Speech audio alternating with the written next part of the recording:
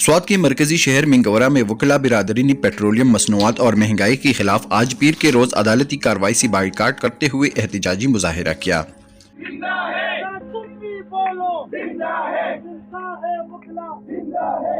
عدالتی کارروائی سے بائیکاٹ کرتے ہوئے وکلاء نے سوات بار سے نشاط چوک تک ریلی نکالی، جس میں وکلاء نے مہنگائی کے خلاف نعرہ بازی کی۔ اس موقع پر ڈسٹرکٹ بار ایسوسی ایشن سوات کے صدر سلطانت خان ایڈوکیٹ کا کہنا تھا کہ حکومت کی جانب سے آئے روز مہنگائی کے بم گرائے جا رہے ہیں، جس کے باعث غریب عوام کا جینا محال ہو گیا ہے۔ ان کا مزید کہنا تھا کہ حکومت اپنے ظالمانہ فیصلے واپس لے ورنہ مزید احتجاجی شروع کر دیں گے، جس کی ذمہ دار موجودہ حکومت ہوگی۔ وقاص ہارون، sportstory.news